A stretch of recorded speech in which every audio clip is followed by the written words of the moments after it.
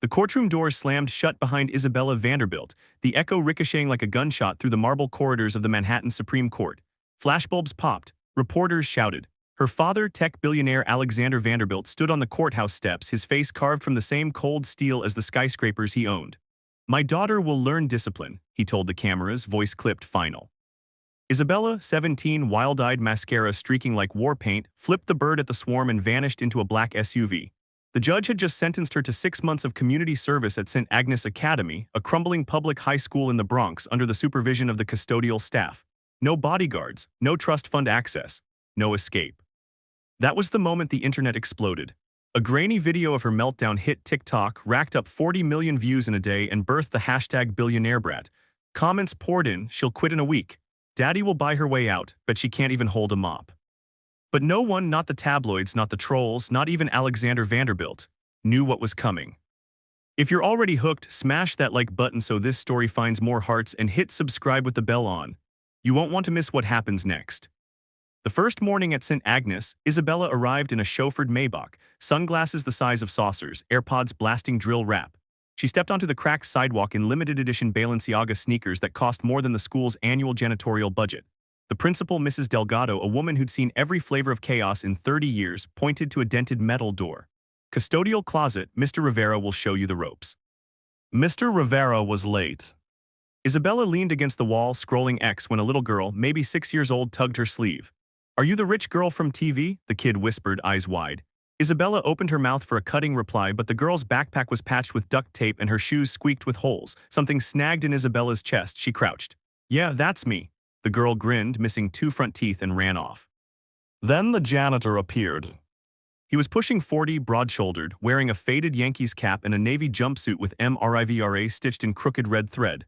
A faint scar cut through his left eyebrow. In one hand he carried a mop bucket, in the other a Spider-Man lunchbox. He didn't look at Isabella right away. He was scanning the hallway, counting kids the way a shepherd counts sheep. "Morning," he said finally, voice low, gravelly, like he'd smoked 1,000 cigarettes and regretted every one. "You Vanderbilt." "Isabella," she corrected, chin high. "And I'm only here because some dinosaur judge thinks scrubbing floors builds character." Rivera's mouth twitched, not quite a smile. "Floors don't care who you are, they just get dirty." He handed her a pair of yellow rubber gloves. "Let's start with the cafeteria, milk spill in aisle 3. She followed him, heels clicking like gunfire. The cafeteria smelled of bleach and tater tots. A puddle of chocolate milk had hardened into a skating rink. Isabella stared at the mop like it was radioactive. Rivera knelt, dipped the mop, wrung it with hands that knew the motion by heart. "You ever lose someone?" he asked suddenly. The question blindsided her. "What?" "My wife," he said, eyes on the floor. "Cancer, 2 years ago, left me with Sophia. That's the kid with the duct tape backpack. She's in 1st grade here." He pushed the mop in slow, deliberate arcs. "Grief's like this spill, you don't attack it all at once. You work the edges, little by little." Isabella's arms folded tight across her chest. "I don't do grief." Rivera glanced up. "Everybody does, some just hide it better." If that line hit you in the feels, drop a heart in the comments. Let's keep going. Day 3, Isabella showed up in designer sweats and a scowl. She spent the night doom-scrolling hate comments. "Spoiled, worthless, daddy's mistake." She lasted 20 minutes before hurling a sponge at the wall. "This is pointless," she screamed. "I'm not a maid." Rivera didn't flinch. He picked up the sponge, rinsed it, handed it back. "My daughter thinks you're a superhero," he said. "Saw you on her iPad. She asked if billionaires have capes."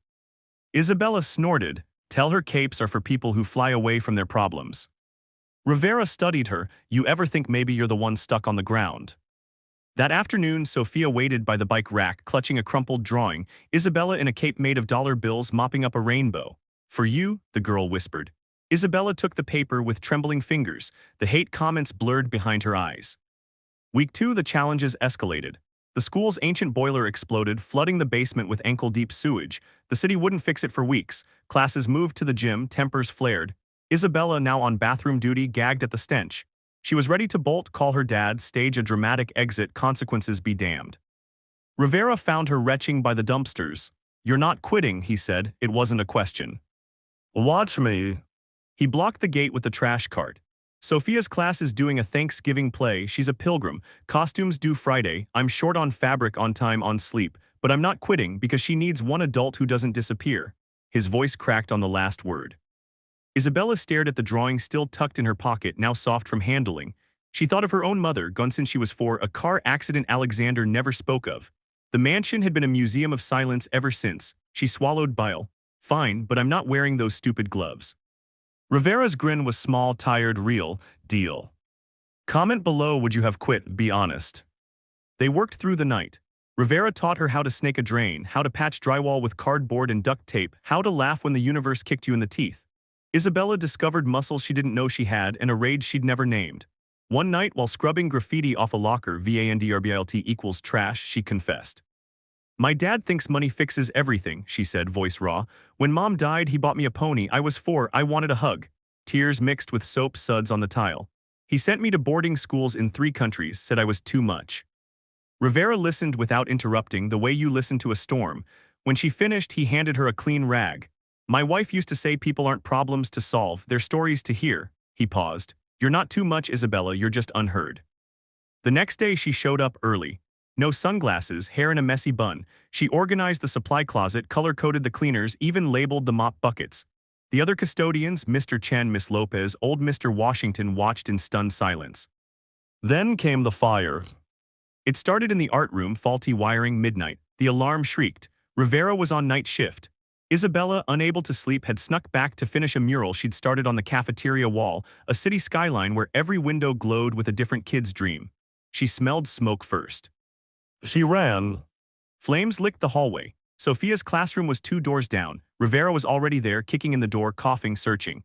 Isabella grabbed the fire extinguisher she'd learned to use the week before. Together they battled the blaze, him shielding her, her pulling him back when the ceiling groaned. They found the source, a forgotten space heater. Isabella yanked the plug, Rivera smothered the flames with a tarp. Sirens wailed, firefighters arrived. The school was saved, but the art room was gutted. Sophia's Thanksgiving costume, half sewn on a table, charred to ash. In the aftermath, reporters swarmed again. This time the headline wasn't Billionaire Brat Meltdown, it was Heiress and Janitor Save Bronx School. Alexander Vanderbilt flew in on his private jet. He expected to collect his daughter, write a check, fly out. Instead, he found her in the soot-streaked gym, surrounded by kids passing out juice boxes. Sophia sat in her lap, wearing an oversized janitor shirt as a dress, beaming. Dad, Isabella said, standing, her voice didn't shake. I'm not coming home, not yet. Alexander opened his mouth, probably to argue, but Rivera stepped forward, cap in hand. Sir, your daughter just saved 23 backpacks, 3 teachers, and 1 goldfish named Bubbles. She's earned the right to finish what she started. Alexander looked at the mural on the wall. The skyline now included a tiny figure in a cape, holding a mop like a sword. His eyes, for the first time in years, softened. The final month blurred into legend. Isabella fundraised, first $500 from selling her designer sneakers on eBay, then $50,000 when the video of the fire went viral. She rebuilt the art room with Rivera, installing new wiring, skylights, a kiln. She taught Sophia to paint. She taught herself to listen. On the last day of community service, the entire school gathered in the cafeteria. The mural was unveiled, the city skyline, but now every window held a portrait, every kid, every teacher, every custodian. In the center, Rivera and Isabella stood side by side, his arm around her shoulders, her head on his chest like a daughter who'd finally come home. Mrs. Delgado handed Isabella a certificate.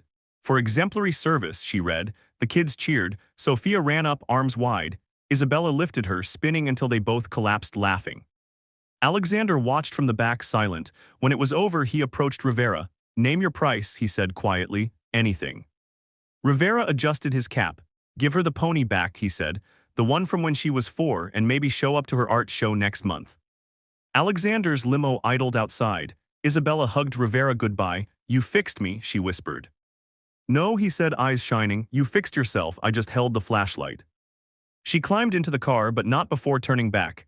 Sophia starts middle school here in 5 years. Save me a mop. Rivera saluted with the handle, always. The Maybach pulled away. Isabella watched St. Agnes shrink in the rearview, cracked sidewalks, duct tape backpacks, a janitor waving from the steps. She rolled down the window, let the Bronx wind whip her hair, and for the first time in 13 years she didn't feel too much. She felt just enough.